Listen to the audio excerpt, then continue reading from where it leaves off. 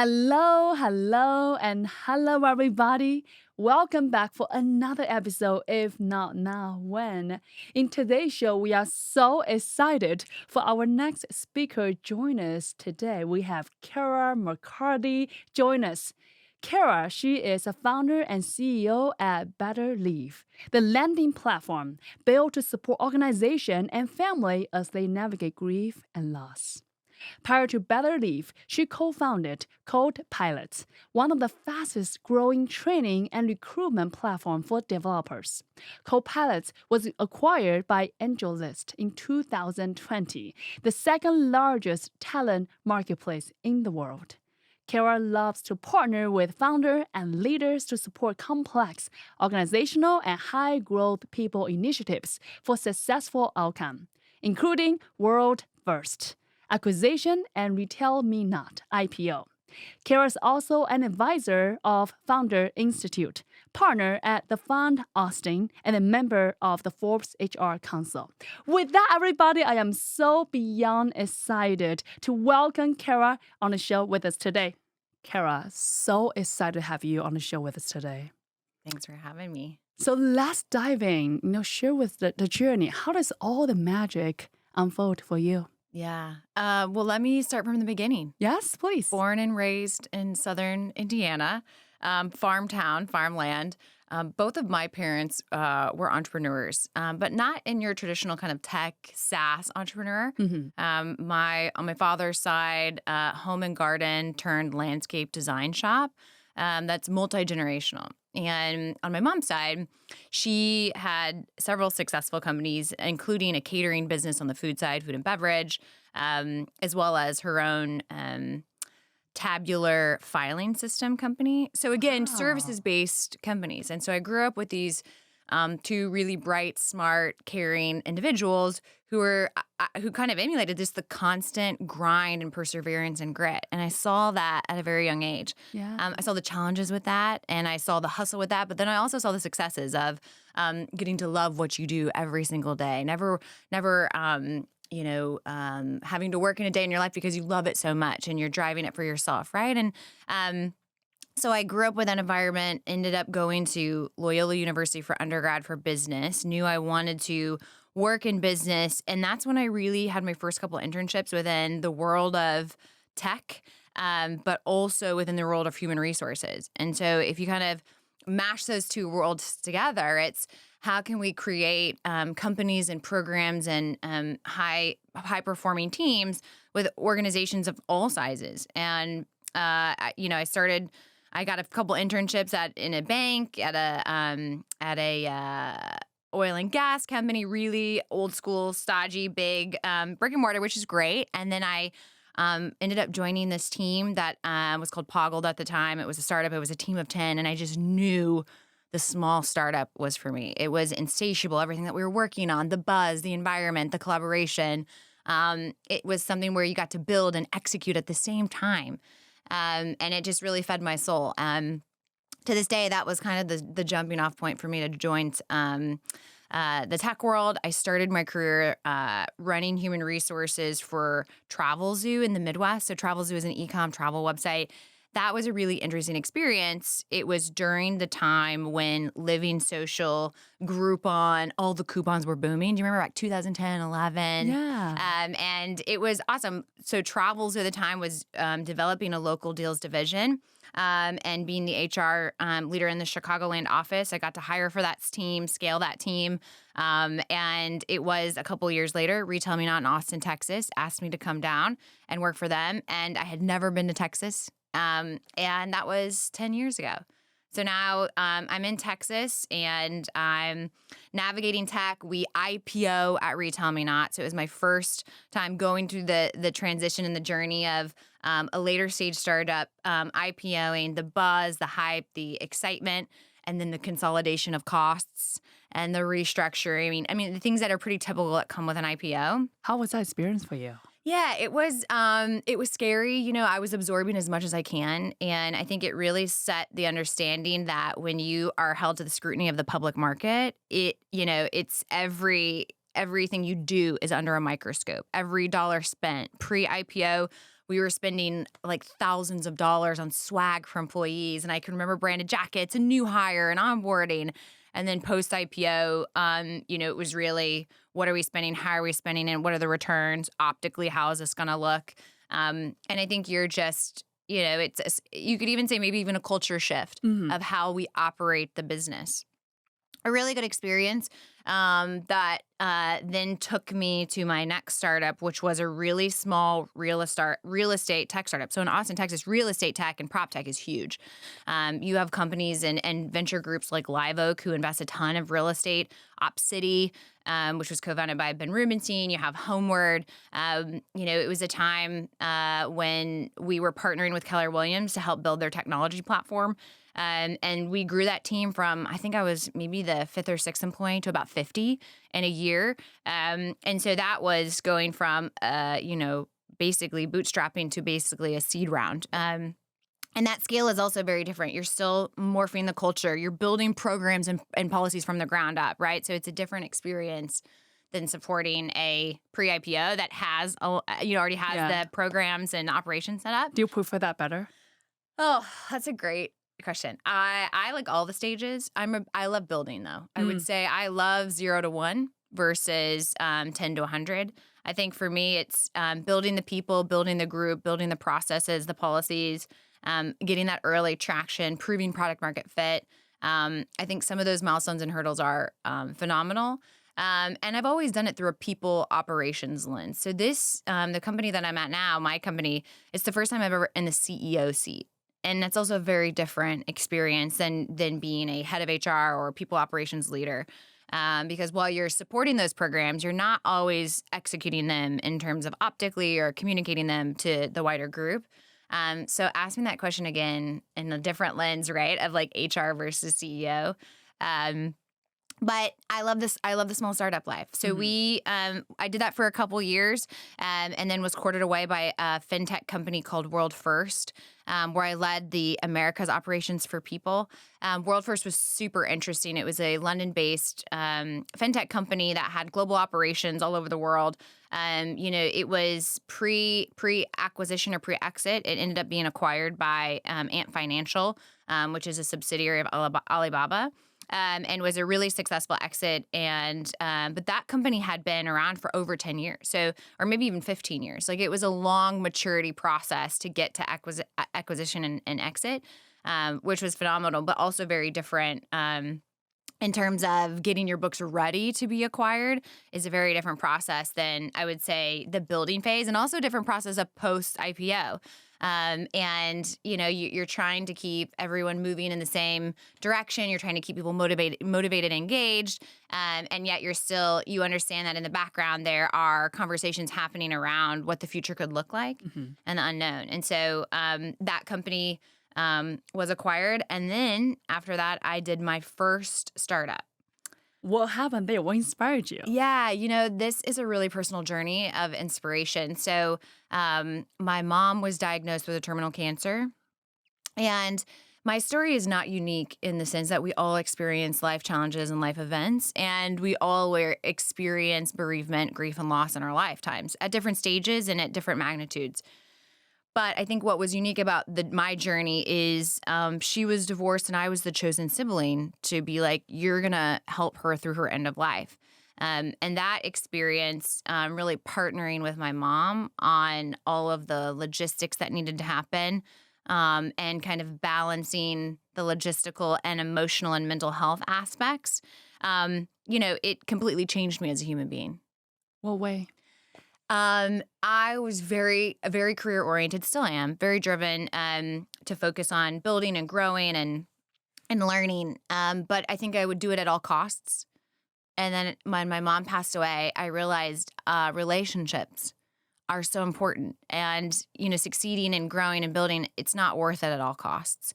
And having that balance and having priorities of, giving back, impact, making sure you tell people you love them every day. I mean, there's just these little micro, I'd say, things that you don't even think about really. That it puts it into perspective for you. Yeah, there's a smart people used to said the quality of your life equal to quality of your relationships. Yeah, exactly. And so I helped her through her end of her life, and then just needed to take a pause and look at my life and reassess and reevaluate. And through that reevaluation period, it was taking the leap to do something that I had been wanting to do, which was building and co-founding a startup. And so that's what I did. And I think it was that experience that gave me the courage to take the next step. Tell us about that startup. CodePilot. CodePilot was founded on this idea that we could help match employers and software engineers more intelligently. And we did that through technical coding assessments, but also behavioral adaptability assessments. And which was perfect for me because my background is in HR and people operations and recruiting. And so I kind of understood the gaps within finding and hiring and retaining key engineering talent. And so we built a team. It was a lean, mean team of 4 of us. And over the course of 24 months, grew our member base to almost 5,000 engineers, created behavioral-based assessments that we were measuring skills and adaptability, and then ended up selling that business to AngelList, Wow. the talent side. And what I think is interesting about that is the experience of going through an acquisition, and you could go through for all different reasons. There's ones called acqui-hires, there's asset purchases, there's, for tech and IP. There's a lot of different reasons why companies get acquired. I don't think we talk about that very much. But our IP and our assets were acquired. So the tech and the proprietary assessments we had built were acquired. And then the team went on to go do other things at other companies. But I Was it hard to let go, given that's your kind of first startup that you built from zero to that meaningful asset? Yeah, there are a lot of sleepless nights. Are we making the right decision? I think we were at a crossroads of fundraising or being acquired. And I think that's also pretty common where, fundraising is a full-on process. It's all day, every day. You're dedicating all your time and energy to it. Or you're being acquired, and that's also a full process. So you kind of have to make a decision on which avenue you want to go down to, and then you fully commit. And so we just decided instead of fundraising, we were going to take this acquisition and let our tools and tech continue to live and exist in the AngelList talent platform. What I think is interesting about AngelList as well is that it's typically a free tool, right? It's the second largest job marketplace behind LinkedIn. And they were thinking about creating ways to monetize and what the strategies could be. And so I think, CodePilot gave AngelList an opportunity to say, well, if we wanted to monetize for more intelligent job placements, this could be a way to do it through technology. And so, I think we were happy by the mission and how they were going to use the tools. And so, yeah, sad, but I think I call it my crash course MBA. I learned so much. I learned everything that I wanted to replicate, everything I didn't want to replicate in another startup. It really was an incredible journey, and I'm so grateful for Dave Lempers and my other co-founder Caleb Jones for working with me all day, every day. And we were growing together and we were learning together, and wouldn't change it for the world. Wow, sounds like a big learning and big realization moment. Yeah. What is the biggest learning through that process? Oh, I think, oh man, so many learnings. One of the biggest learnings for me is how you're prioritizing your schedule. So you're doing all these commercial development activities. You're selling, you're growing the marketing, you're growing the brand. And then at the same time, on the back end, you're running sprint meetings and you're working on product. And that context switching between like commercial development, sales and marketing to product development and engineering. I mean, it's just you really have to focus and prioritize your time. Because you can get pulled into 100 different directions. And I think the other second biggest learning is build features that customers request. Don't just build features to build. That's another thing that I learned is understand what your customers and your member base is going to want to solve. And if they're asking for it, then build it. But don't arbitrarily build something without testing and validating first. And that's the first time you're shifting from a people leader to a entrepreneurship world purely, right? Yeah, exactly. And the great thing about that experience was I got to use my network and what I knew. So I was used to talking with HR leaders and recruiting leaders. So I, from a commercial development perspective, could go back to them and say, hey, I get it. I've been there. I've scaled teams. I know how hard it is to find a software engineer. I know the cost if an engineer churns out, how that's going to impact your business and how hard it is to find. You or your customer. Exactly. And therefore the process is like shifting, but really you're still doing what you love, supporting people. Exactly. That's brilliant. So what's next? Now you have this beautiful asset, has incredible accomplishment, wonderful team. You could totally just chill by an island, whatever you feel like, right? What's next for you? How do you think about that choices at the time? Yeah. It's funny when you look at my resume, it's like it's startup and then it's corporate and then it's startup and then it's corporate. But this idea of startup grind is wonderful, but there's also a high risk of startup burnout where you're just grinding and you're constantly burning out and you need to just rest and recharge. Sure, you can do that by going onto an island, or you could go back into a corporate job and you could do what you're really good at. You could excel at the things that you know.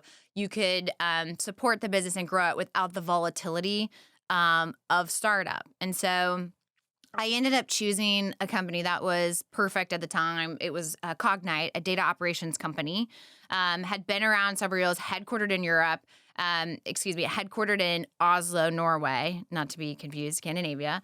And it was great because they were still operating like a startup in the United States. So I got to build and grow, but yet have this parent company in Oslo that kind of had funding, had all of the things that you needed. And so I could really just excel. I could do what I had always done for a decade before. I could grow the team. I could scale people operations processes. I could build total rewards programs. And then the pandemic hit.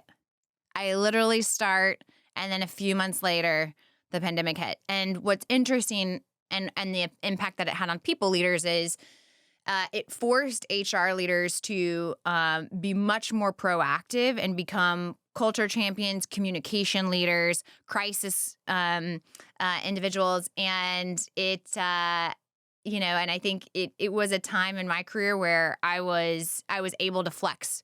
I was able to learn. I was able to move into that role because I had done a startup previously and I understood the unknowns of day to day. And I think that made me acutely prepared for supporting the pandemic and the changes that were happening every day and announcements that were coming out and how to prepare for it and how to, prepare my, managing director in North America for what he should say. And so the pandemic hit. And I was, working in corporate America, growing the team. And it was an incredible journey, but something was kind of gnawing on the back of my mind that whole time. And maybe once you do a startup, and maybe once you're a founder, maybe that's hard to lose that DNA. Once you experience that, it's insatiable. Maybe it's hard to switch back. The way how I think about this is like if someone who loves skydiving, for example, they dive it first and say, "Wow, this is what freedom feel like." And now in the future, say, "Well, try the bungee jumping." Like in the park, like right next to you. Sure. You're like, "This is fun, but I know what that tastes like." There's so much more. And I don't think either one is good or bad. I think either is a beautiful choices. When it's the right fit, it is perfect. Yeah. In Chinese, we had a word called, life's like a shoes you pick. Doesn't matter how fancy it look. It's all it matters how you feel inside. Is it fit or not? No one else can actually see. All we can see is, wow, beautiful shoes on you. But whether it's comfortable or not, only you know it. Yeah. And I think the startup world just like that. Yeah. You know it when you found it. Yeah, I love that. And I think what for a lot of founders that go through that journey of founders and then back into corporate and then founding and back into corporate, it's a really incredible skill set, like a chameleon skill set. Yeah. You can change your colors depending on what plant. I mean, that is, as an HR leader, when you look at someone's resume and you see that, I think that is a positive because you know that they've been pressure tested in high stress situations. They can come out on the other side. They probably have a skill set where they can navigate pretty nimbly through change management, which is really, really big. So for any founders out there that are maybe have sold their businesses or have closed their businesses and are going back into corporate life, like they just know that they have a Swiss Army knife skill set and to be confident going back into corporate America. So on that note, for your company, it's a very successful asset. It's very exciting versus a lot of founders maybe do the same path, maybe feel a little bit of failure or shame or embarrassment.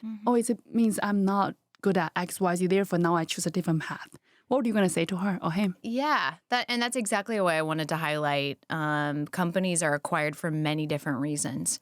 And most people only see the press release, right? And the press release is 2 paragraphs of what a media person has written on like how glamorous or amazing it is. And sometimes acquisitions happen for no cash, and you would never know that.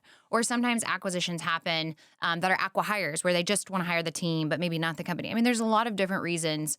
And there's some companies that don't get acquired, and that's okay too. I'd say the takeaway in the journey is the learning and how you're going to apply those into the next scenario and the next situation. One thing that I always felt strongly is,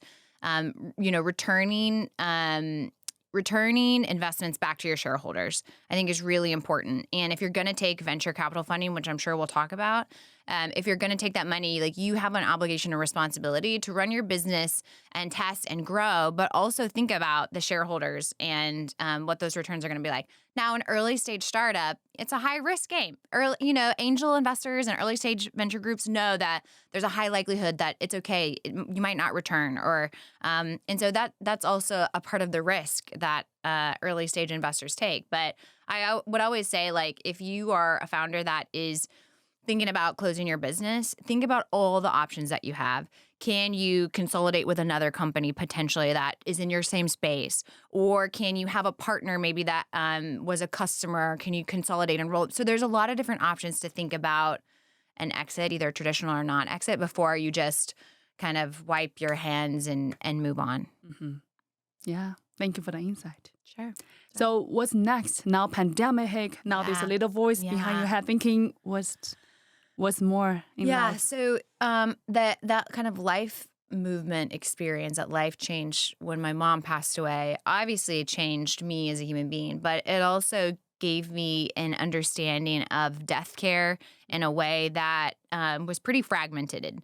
And what I was always thinking about in the back of my mind was, how can we make grief and loss and death easier and more accessible and more affordable and just better prepared for as a society? So I had always had this I know that's a huge mission, big mission there, but I had always had this gnawing thing around, man, a lot of people are going through what I'm going through, and it is just so tough and so difficult. And it's difficult because you're organizing all of these fragmented services, and if that's healthcare or hospice or an estate attorney or a funeral director, I mean, it's just it's a complex, multi-channel, multi-layer process.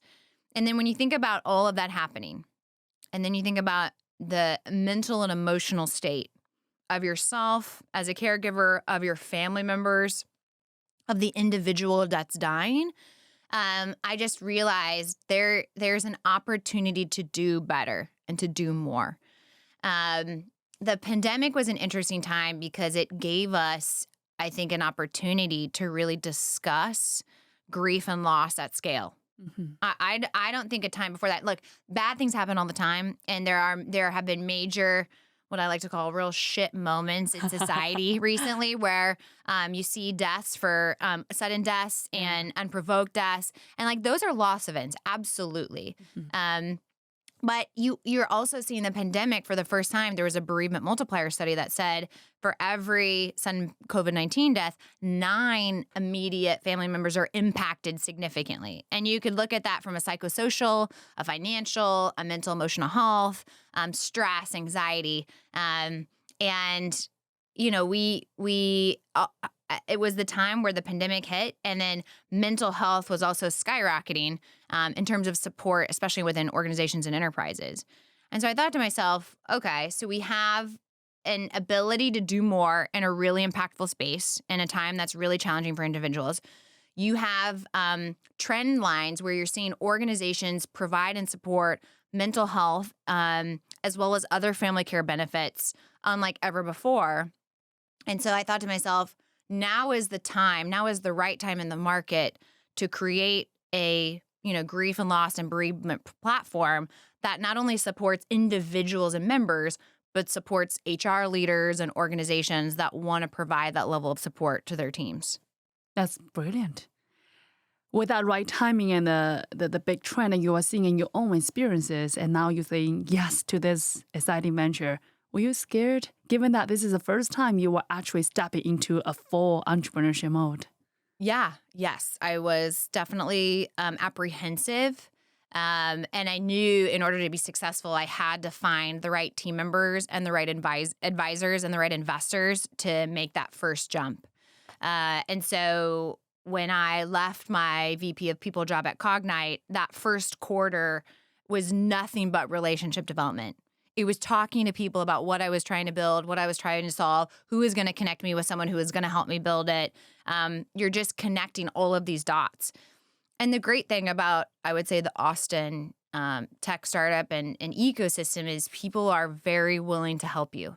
And, you and I both have experience in Chicago, also a really great ecosystem. But if you look at San Francisco, New York, like you're one of a million people that need help. And so you don't sometimes get the opportunity and the access in those bigger markets to get the support that you need because it's just, obviously, it's a numbers game. But in Austin and Chicago, I feel like the markets and the support networks for advisors and investors and thought leaders and even fractional work to help you get a product or an MVP off the ground, I feel like it's really good and really special. Mm-hmm. I hope people notice that. And if they've ever tried to build a company in New York or San Francisco, I haven't. But I have had experience in Austin, and it's been really supportive. Mm-hmm. That's brilliant. So I took a whole quarter. Now, financially, you have to prepare. So financially, you have to prepare that you're not going to make any money. And so obviously, you save a lot of money when you're in your corporate job to buffer for that. And as soon as I quit my job, something really funny happened. I got a call from a girlfriend of mine, Elise Sepulveda, and she said, there's a early stage venture group that's looking for another committee member to join. And this was right when I was also starting my own company. I thought, well, I have time. I have time to join a venture group. So she connected me to Andy Ambrose, who kind of leads the investment committee here, the Fund Austin. And then Andy connected me to the co-founder of the Fund Austin, or the fund in general, the Fund Venture Group, Jenny Fielding. And, I was just very excited to be able to not only build my own company as an operator from the ground up, but join this community of operators and investors and other startup leaders who had done it before, but then also could help me create my fundraising, excellence. And so I just tapped into that network, got a ton of advice, and really utilized the community that the fund offered. And so, and personally, it's this incredible thing. I get to build my company, but then I also get to support and help other women founders or underrepresented founders get that early stage check. And early stage funding in Austin is harder to find. Why do you think that? I would say a little bit more risk averse in Austin. Mm-hmm. And I think a lot of the investors are looking for significant moments of traction and scale, and are less likely to invest in like pre-product, pre-revenue idea founders. And that's, the Fund Austin, we're not afraid to invest in pre-revenue or pre-product or just an idea. And I think that is definitely needed for a lot of early entrepreneurs and founders to hit some of those milestones that they need is just some of those early checks. So how did you did it? You left the corporate America, you had an idea, now you start finding smart people join with you. How did you did that from that 2 years ago to now? Yeah, the team is so important. Your founding team and who you surround yourself can really make or break your idea. And I was just so fortunate to be able to bring a group of people together that were really behind the mission of what we were building, super impact driven. They wanted to support people through grief and loss. And that's not a fun conversation, not a fun topic. Like you really have to have a high level of compassion and empathy to want to be a part of a company like that. And I was lucky to have a group of people that were commercially minded, really, really smart, and also very impact-driven, oriented people, a part of the team. And so that was really important. I'd say some of those early commercial pilot partners are also really important. So, having a enterprise or a mid-market company say, hey, when you build this company, we'll sign up or we'll do a pilot. I think that's also really important. Incredible. Yeah. So we started in Q1 building a team, but then also starting to build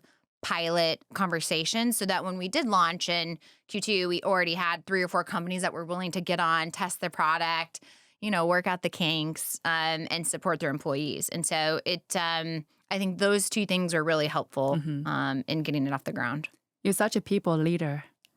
Whether it's what you do building the businesses or now collecting with our customers who definitely need the support, I think you are doing the match of people connect the community in both ways. And I think that is one of the reasons that you can get the business off ground so fast. Thank you. And, HR leaders from a community perspective, it's super interesting because they're constantly being sold all of these single point solutions. Like as an HR leader, I would get an email a day, a new recruitment tool, a new benefit, a new this, a new that. And so cutting through to HR leaders is something that's really valuable and important because there are programs out there that can really help and change the lives of their employee groups. And I think I always came at it from this lens of death and bereavement is this gray area. And managers aren't really quite sure what to say. HR leaders sometimes don't have the support that they need. And so if we can just provide a layer of clarity and clear support and what it is that we can do and we can provide, Betterleave really has this opportunity to be the leader bereavement care program for organizations of all size, all industry across the U.S. And there isn't a company today that is going in to partner with organizations to build their bereavement program. And so 100%. I think that's really important as well.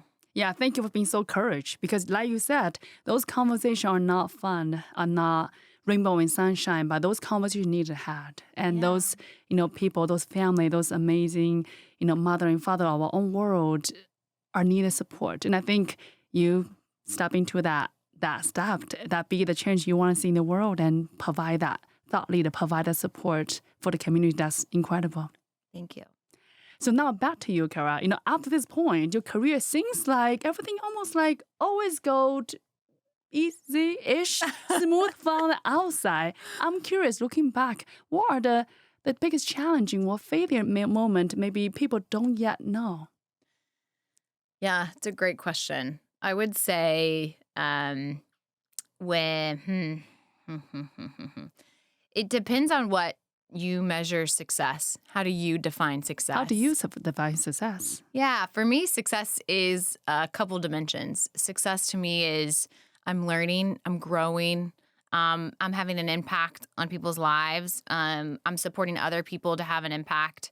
I get up every day with the idea that, wow, I can really change someone's life. That's a big motivator for me. And I think HR leaders in general probably intrinsically have a motivation to help people. I love that. I don't want to assume, but that's amazing. I think so. I think so. There's different types of HR leaders, but in general, you're working with people all day. And I specifically love organizational psychology and organizational design and thinking about what motivates different individuals.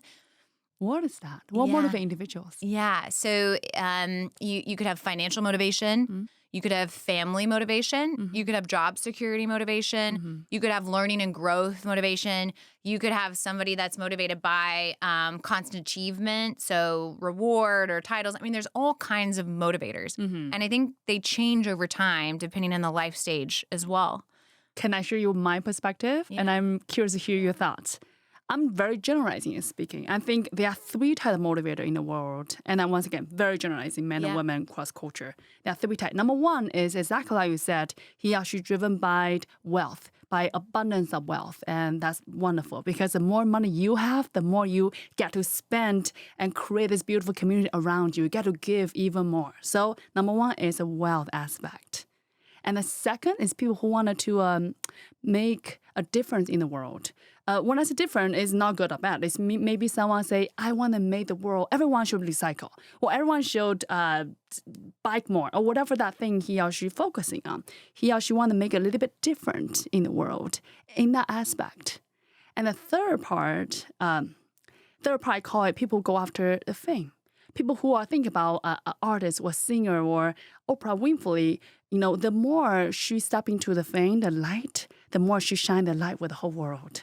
So it's a beautiful thing that when we see our primary motivator, and then we can get to share that with the whole planet. And the way how I see it, as we are mature in the life process, we now get to all 3. In other words, someone like me, I know I'm stepping to, something make a difference is very important for me. Well, I don't want to say me. Say Oprah Winfrey. I'm sure she start with say, I want to make a difference in the whole planet, right? She start her beautiful show, and as she doing that, as she doing even more and better work of that, now she's more famous. Now she, of course, have more abundance wealth. She can get to support all the nonprofit of the world. So she more success in her journey. Now she got all three. Yeah. But initially, each and every one of us have one that we identify with. How does that resonate? Maybe not. No, I think it's great. I think, sure, if you're going to generalize, absolutely. I think there's probably micro through lines as well. 100%. But I think in general, sure, absolutely. I think you could be motivated by one. It can also morph and evolve over time. You might, Always. in your 20s versus your 30s or in decades might shift as well. Or when you achieve one, maybe it also could be like love languages. If you fill up your cup, if you fill up your cup in one, maybe you want to work on the other. Yeah. And that might be, but yeah, I think in general, I align with that. Yeah. Totally. Brilliant. Yeah. So back to the success. So you said that was your definition for success. So with that, are you successful? Yes. And then tell us about the challenges in the process, the failure. I'm definitely successful, but I think success is very different to me 5 years ago than what it is today. Mm-hmm. And for me, I'm very much motivated by impact. I'm also motivated by driving wealth and how wealth can impact and access to wealth and how that can impact, especially during hard times like grief and loss and funerals when it's really expensive to have a funeral. And not everyone has that ability. And also not everyone has paid time off, so they can't even take time off work. So there's a lot of intrinsically linked, I think, motivators in this space for me in wanting to provide impact, but also wealth. The wealth is part of the impact. That's right. So it's exactly one. Right. Even though it look different, but it's the same. Yeah, exactly. But I'm success, but I define success as I get up every day and I get to love what I do. And not many people get that. I love that. I think it's such a blessing. It is such a luxury. Such a blessing. And for me, I think the success is we all gather every single day, get to share our gift, whatever the gift is, whether it's you are people leader, you are entrepreneur, you are chef, you are cutting the trees, you are growing apples, is whatever the things that give you exciting, that is your gift on this planet. And we get together in every single day, share that gift and get to create a positive impact in that way to the world is a blessing. Yeah, absolutely. And I think the challenge is, every day is challenging. There's things that you can't foresee happening, like a customer, like there's a bug in your product, or a customer says now is not the right time, or you're constantly hit with no's. So I don't want to portray this like really fluffy, everything is easy, because it's not easy. But I believe that perspective is a choice.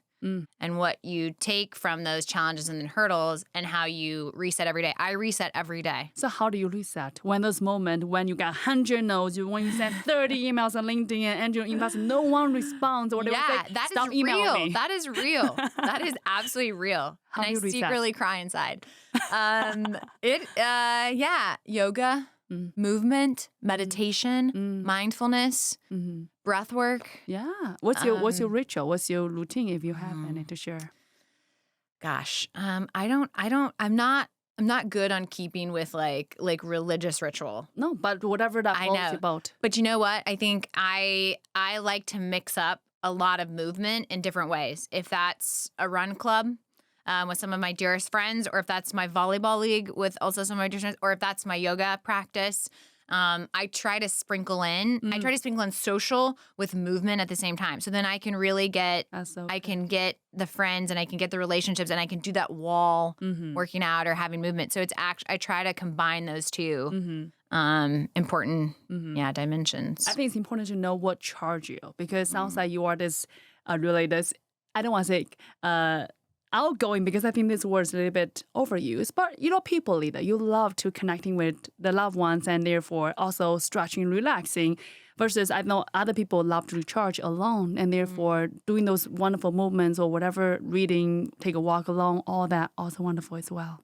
Yeah, and you're absolutely right. Introversion and extroversion, you're not one or the other. You're always on a scale. Yes. And when you lean one way or the other way, sometimes you might, try to, I love reading a good book. I can sit for 2 hours by myself and read a good book. Yeah. And so I think, that flexibility is usually not commonly talked about. Yeah, I feel like for me, people always see me as such a extrovert people, and I think I am. I do love people. I loved in this big event, all the fancy things, but I also really, really love spend time alone.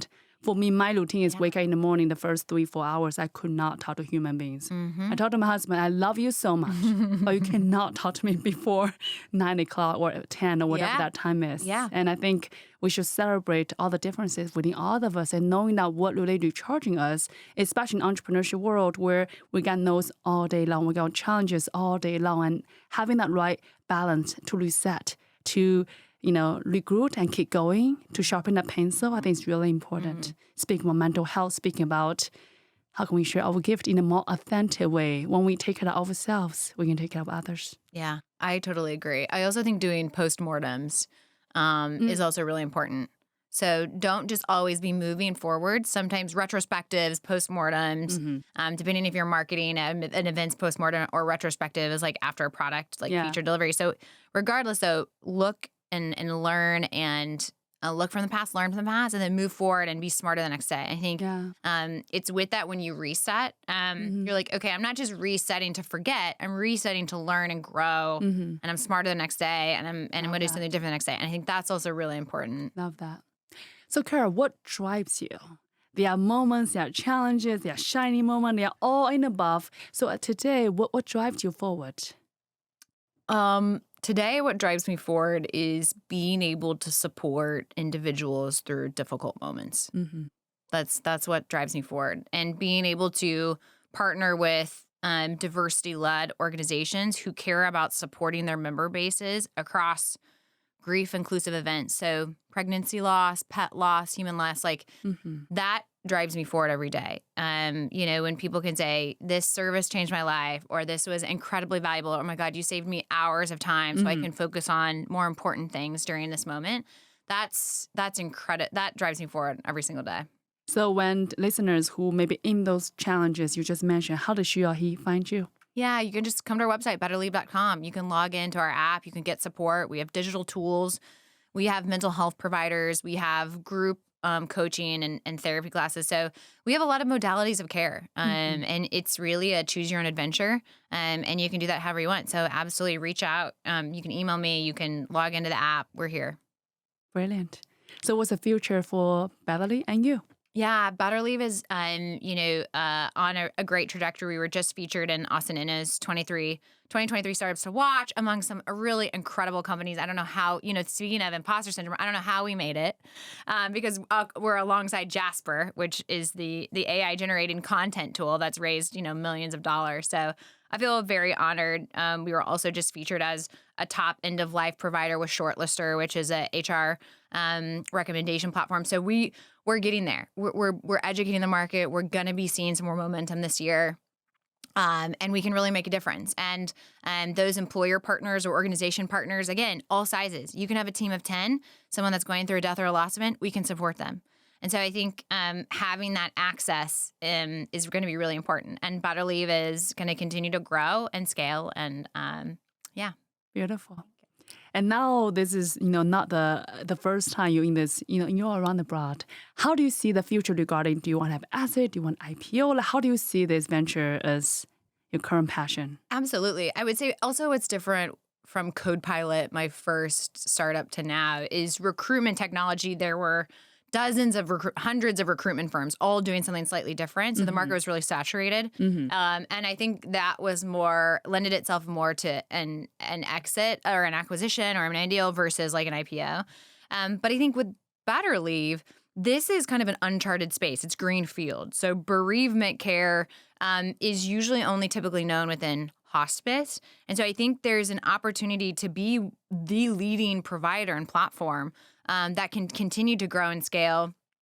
IPO would be amazing, but let's be honest with that. That is definitely far from how we're thinking of. I'm thinking in 3-year increments, not, 13-year increments. But we definitely have the ability to do something large and at scale with employer partners, with health plan partners, with hospice and health system partners, really providing alternative methods of support during important moments. I'm really excited about potentially a clinical study where we can show that alternative methods of therapy, like even music therapy or dance therapy or things like this, can really help. Movement, mindfulness, meditation can help in the process of healing and grief and loss, and normalizing grief and coping with grief. And so I think Betterleave has an opportunity to be a leader in this space in the market.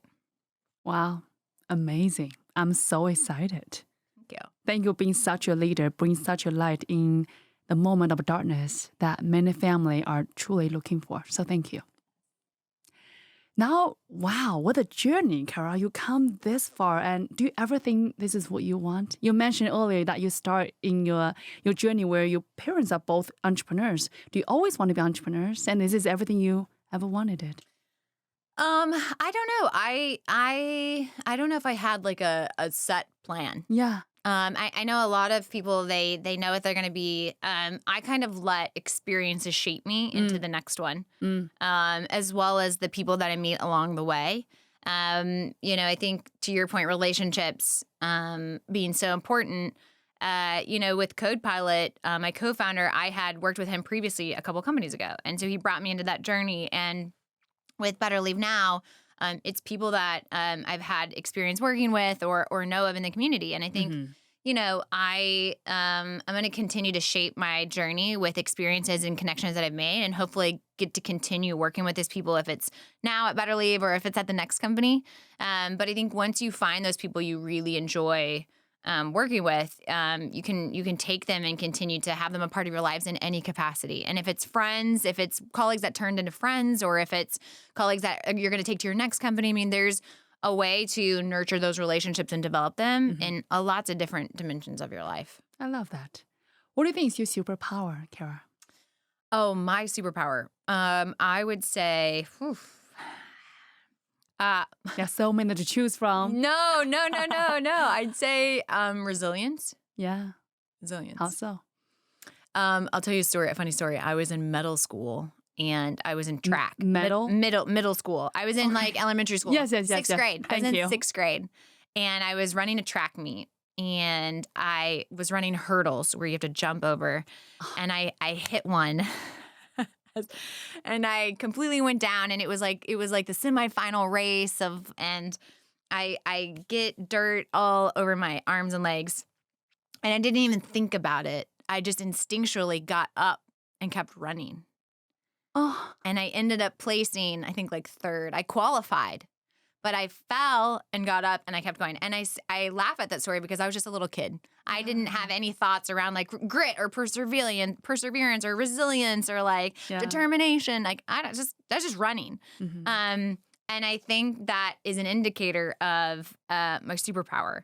It's that no matter if I hit myself or no matter if I'm not hitting myself, but no. The point of the story is no matter what happens, or pitfalls or challenges or blockers or things that might keep people down, I just naturally get up.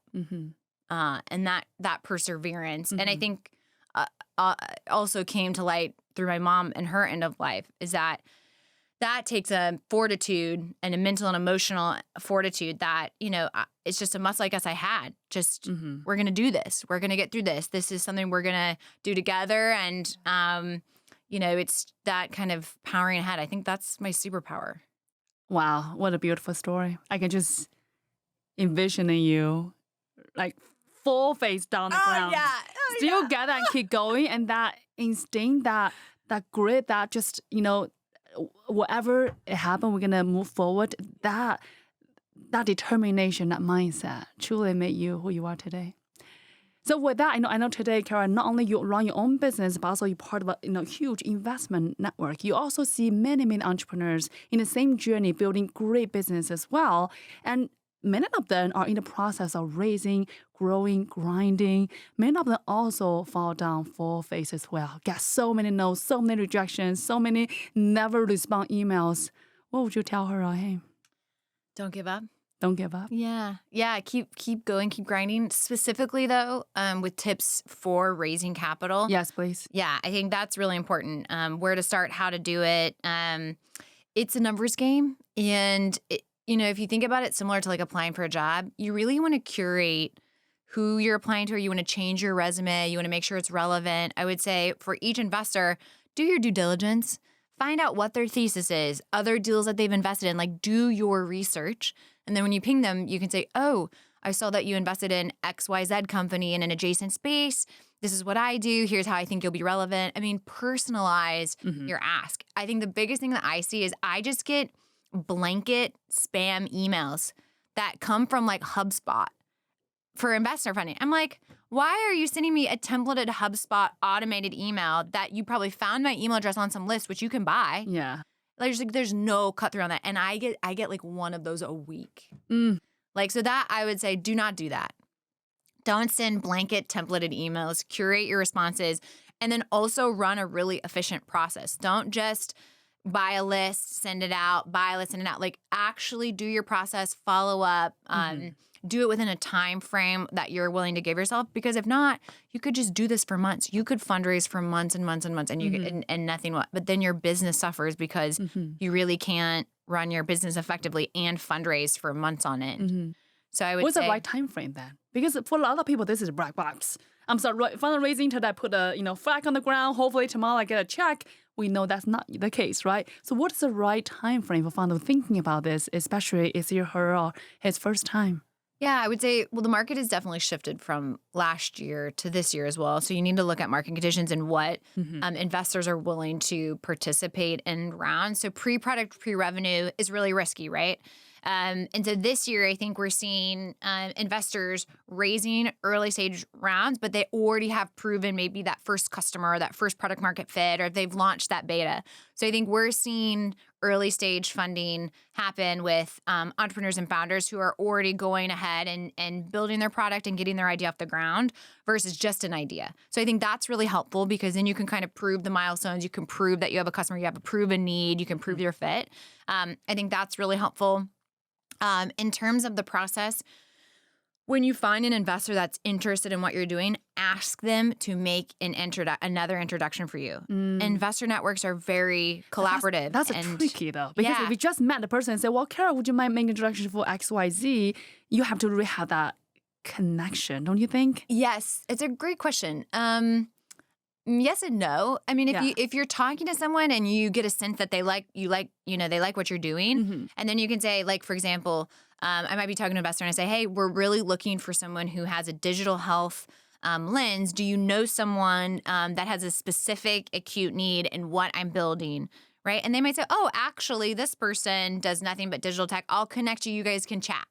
So like have an ask that's really specific around the problem that you're trying to solve. If it's the market or go to market or commercial development, or maybe it's I also like to comb through LinkedIn network connection requests of investors and be like, oh, you know this person. I've been wanting to chat with them. So don't make them do the work. You can actually even say, would you mind introducing me to, so-and-so at this company? I saw that you're connected. I think this would be a really interesting conversation. I could learn a lot. And most investors, I mean, the awesome investors are totally willing to help. Yeah. And then I love what you just shared with the examples because you are very intentional about it. You will not just say, okay, Cara, I'm raising. Can you give me an introduction about one investor in your network? That's like, no, do your own work versus, hey, I'm looking for XYZ person in this space. And I'm, right now I'm trying to grow this capability. Is it anyone that, right now it's a different conversation versus, can you send me an introduction? Give me a check. Like, I think that is a different mentality when it comes to asking or the right ask. That's exactly right. I would also say Crunchbase should be your best friend when you're doing research. So if you want to know, comb through the portfolios of investors, but then also see what size checks that they write.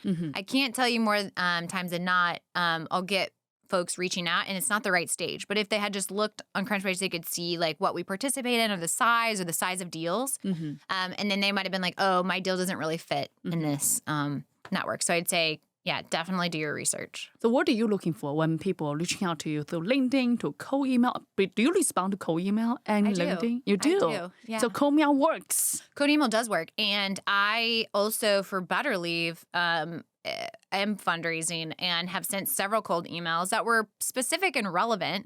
And it might have been I saw a VC on LinkedIn with a thought leadership piece. And there's a specific one I'm thinking of where I was like, I just love this. I completely align with your process. You don't know me, but This is what I do, and here's how I think we align. And then they email me back like, absolutely. So, it has to be specific. It's definitely possible. I also say cold emails work really well too with an early stage, right? I don't know if that works so much when you're raising later rounds or bigger rounds. Probably less likely to cold email like a Greycroft or like a Bessemer, but you could probably. But I think early stage VC, like, they welcome that, and I also think you're talking about access to capital at early stage is really important. And if you don't have that network and you don't have that, we at the fund.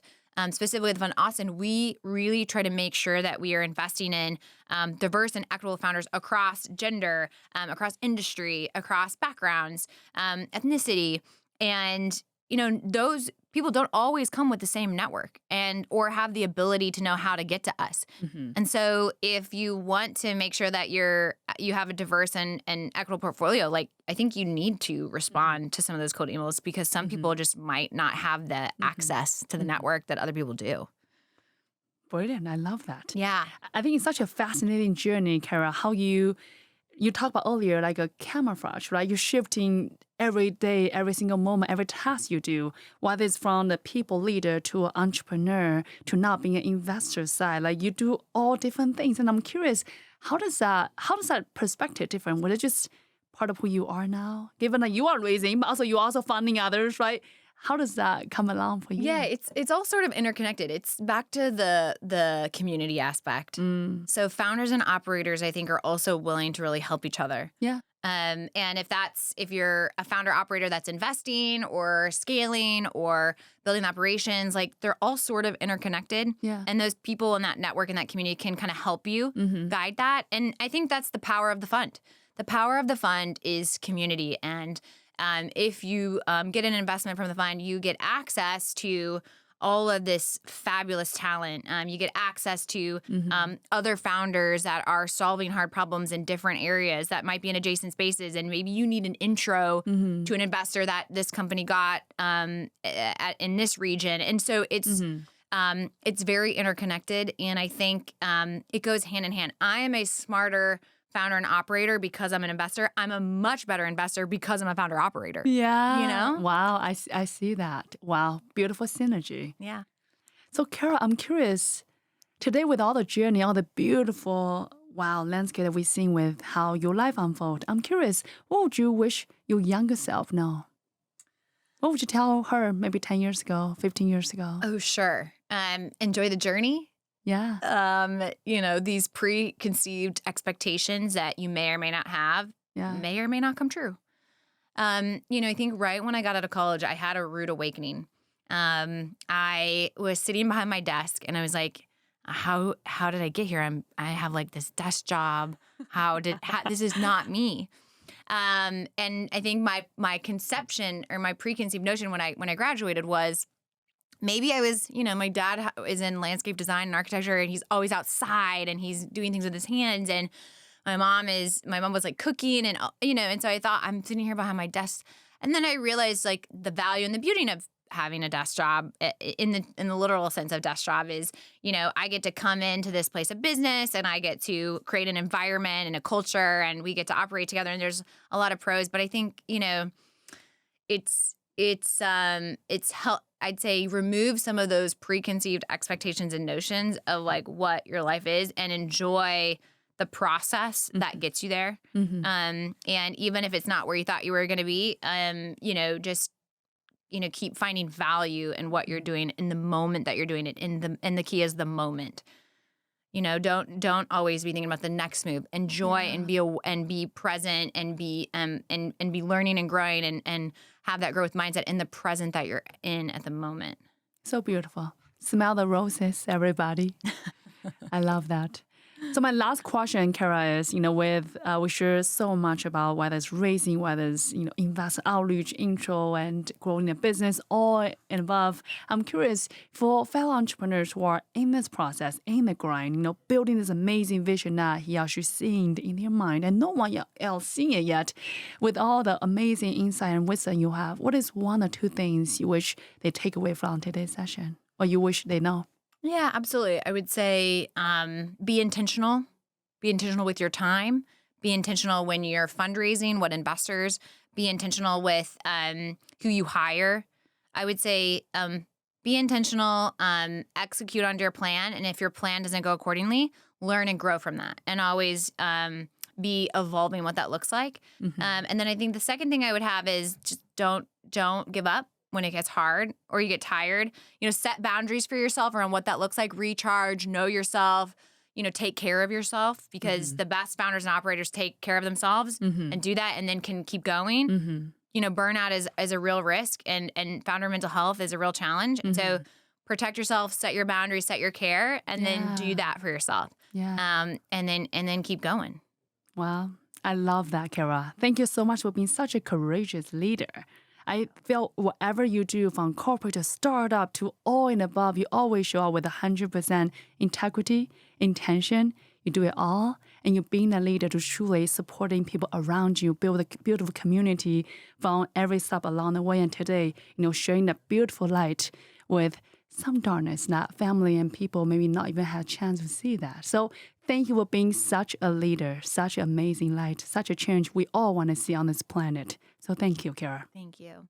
Amazing. And thank you so much, everybody, for tuning today. Hopefully you all enjoy as much as conversation as much as I do. And I cannot wait to see you all next week. Bye, guys.